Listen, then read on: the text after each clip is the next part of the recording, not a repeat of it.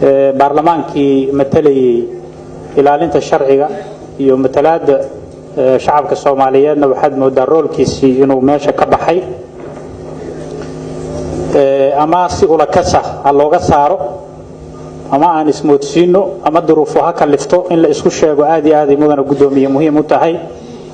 dalkan mudooyinkii la soo dhaafay crisis aad iyo aad xoog badan ka dhacay oo ay kamid tahay hadda khilaafkii la sheegay khaliijka iyo dawladda federaalka oo dawladda federaalka iyo dawlad goboleedyadu ku kala gadisnaadeen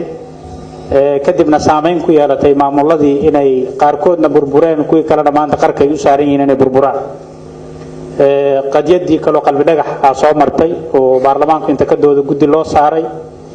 muddo loo qabtay muddadii loo qabtay waa la soo dhaafay cid baarlamaanka ku soo celida lama arko baarlamaankuna hadduu qaraar gaaro ama go'aan gaaro waxay ahayd haddii muddo la kordhinayo iyo haddii wixii wax iska bedeleen iyo haddii baaritaankii la sameeyay oo soo dhamaaday intaba golaha shacabka lagu soo celiyay waxa kale oo kamid ah xasuuqii bariire oo ciidamada ajnabiga ay geysteen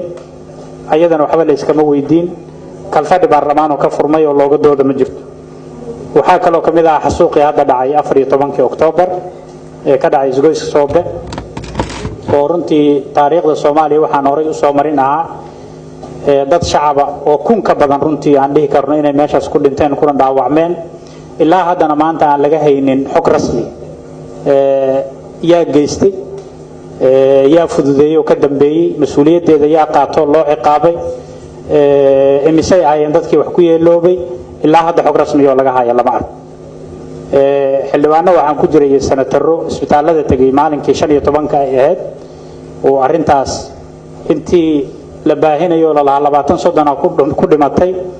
aan tagnay isbitaalada markaan tagnana aan soo helnay runtii wax meeshaas ka dhacay inay arin kaarisa ay ahayd oo dadka dhintay iyo kuwa dhaawacmay ay boqolaal gaarayaan waxaan nasiib darro oo ugu tagnay runtii isbitaal Madiino aniga iyo xildhibaanadii sanataradii nala socday meesha banaanka xukuumaddu ka naadinayday in dadka ku dhinto 30 ay ahaayeen 130 ruux oo meeyda oo gubtay oo meydkooda aan la kala sheegi karin xataa maraga ama dumara iska badhaafina aqoonsiday hadda maalin dhaweed 20 bisha xukuumaddu waxay soo saartay dadkii meeshaas ku dhintay inay ahaayeen 358 kuwa dhaawacmay 220 inay ahaayeen kuwa la waayeen 56 inay ahaayeen mudana gudoomiye mudanayaasha sharafta leh xildhibaanadii waxaan kamid ahaa 3 isbitaal oo midna digfeer uu yahay oo hadda Erdogan aanu malaynay inuu magaciisa loo bixiyay midna uu yahay isbitaal Madiino midna uu yahay isbitaalka Masaarida oo saddexdoodaba aan tagnay oo aan dul istaagnay liisaskii dadkii dhaawac ahaa oo la keenay 207 waxaan ugu tagnay isbitaal digfeer Madiinana 72 aan ugu tagnay isbitaalka Masaaridana waxaan ugu tagnay 318 waxaan la leeyahay waxa dhimatay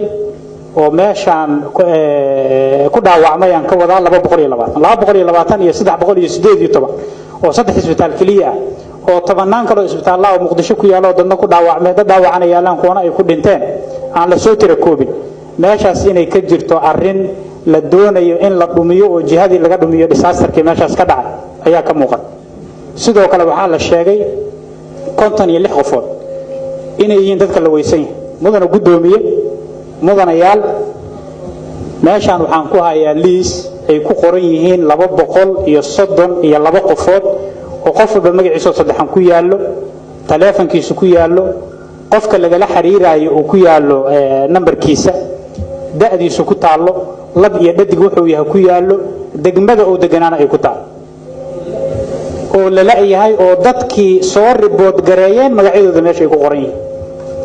232 markaan meeshaan ku hayno in la yiraahdo 56 waaye dadka maqan meeshaan waxa ku jira gudoomiye oo wax aqliguna yeeli kara ma ahan muwaadiniinta aan metelnana saan kuma meteli karo waxaan u baahanahay mudana gudoomiye sharciyadan la ordaayay in dhulka la iska dhigo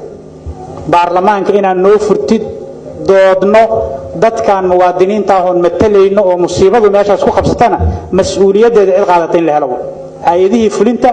iyo kuwii amniga ee mas'uuliyadaas iska lahaa mudana gudoomiye waxaan codsanaynaa meeshaan inaan ugu yeer haddii aan la yeeli karin kitaabkii aan ku dhaaranana waxba kama jiraan muwaadiniinta Soomaaliyeed oo leenahay waa metelnaa ama metelnee ummadayna u sheegnaa mudane gudoomiye aniga la moodaa waxaan ka codsanaynaa marka mudane gudoomiye sharciyada dib ha nagula dhigo dood ha naloo furo hay'adihii xukuumadda iyo hay'adihii amniga ee mas'uuliyaddan lahaa in waxaan u baahanahay mudane gudoomiye meeshaan inta la keeno laga hadal siiyo mas'uuliyaddeedana cid ay qaadato kun qof oo Soomaaliya inay dhinteen oo dhaawacmeen oo cid iska weydiida aan la araga la yiraahdo mudaharaadyaal lagu soo qatimay iyo calaamado gadgaduudan oo madaxa iyo gacmaha lagu xirto mudane gudoomiye nala qabato